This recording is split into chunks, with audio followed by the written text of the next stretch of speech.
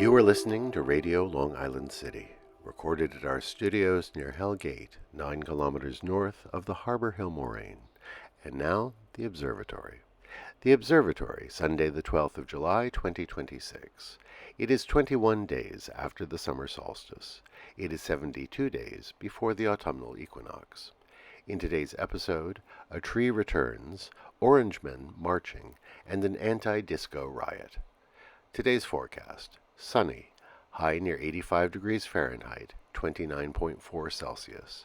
Northeast wind around 7 miles per hour, becoming southeast in the afternoon. The sun rises today at 5:35 a.m. Solar noon takes place today at 1:01 p.m. The sun sets today at 8:27 p.m. Civil twilight ends at 9 p.m. and nautical twilight ends at 9:41 p.m. The length of daytime today is 1 minute, 12 seconds, shorter than yesterday. The moon is in its waning crescent phase and is 4% full at midday. The moon rises today at 3:03 a.m. and then it sets at 7:21 p.m. These are the predicted tides today for Horns Hook. In the wee hours, low tide, 2:46 a.m., 3 centimeters. In the morning, high tide, 9:03 a.m., 1 meter 40. In the afternoon, low tide, 2:48 p.m., 15 centimeters.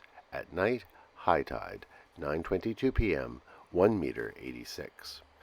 In our shared realm of plants and animals, a few months ago we reported that the Siberian elm on the beach at the south end of Hallett's Cove had tumbled in a storm. The Parks Department came and took away the fallen branches, and they sawed off the stump, but they left the stump and the large roots.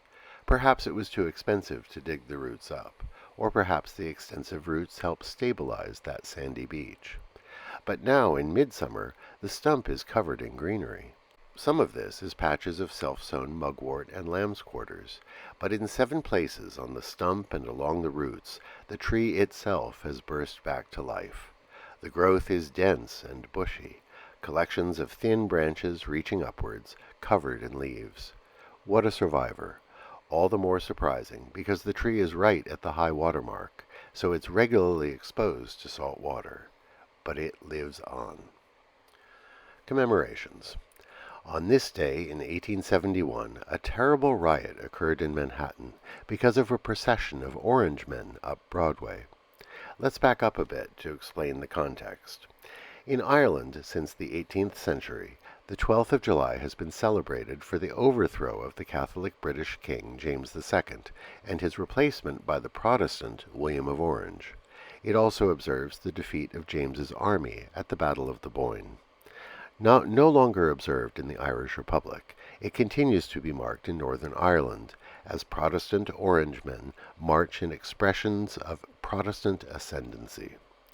Back to New York City. Of course, the number of Irish immigrants in the 19th century city was enormous. They were overwhelmingly Catholic. A group of local Orangemen held a march in Manhattan on July 12, 1870, which had ended in violence. They were banned, but the ban was rescinded. And so on this day in 1871, the Orangemen once again marched. They took 8th Avenue in a display of Protestant ascendancy. They were guarded by 1,500 policemen and 5 regiments of the National Guard. By 1:30 in the afternoon, massive crowds of Catholic Irish workers had gathered. The streets between 21st and 33rd were so full, the march came to a complete standstill. Angry onlookers pelted the marchers with stones and crockery thrown from windows above, and the skittish soldiers fired into the crowd. The riot finally ended when the marchers reached the Cooper Union, and everyone dispersed. 60 died, and 150 were injured. It is yet another historical example of how wrong it is to foment inter-ethnic conflict. And here's a riot of a different kind. On this day in 1979, Disco Demolition Night took place at Comiskey Park in Chicago. The White Sox were having a lackluster season, and so they agreed to host a novel promotional night.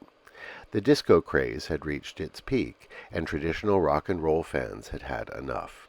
The Sox invited Chicago shock jock and anti-disco campaigner Steve Dahl to host Disco Demolition Night in between the games of a doubleheader. The Sox hoped that 20,000 people would fill the stands. Instead, 50,000 showed up. Vinyl records were hurled from the stands like frisbees. Dahl emerged in a Jeep circling center field, where a huge stack of disco LPs had been rigged with explosives. To chants of "Disco sucks" from the crowd, Dahl ignited the pyre, blowing a huge hole in the playing field. Perhaps 7,000 people ran into the field. Riot police had to clear the stadium, and the second game was forfeited by the Sox. Finally, the last Manhattan henge of this year takes place tonight. The sun will set in perfect alignment with the streets of Manhattan. And that is the Observatory, Sunday the 12th of July, 2026.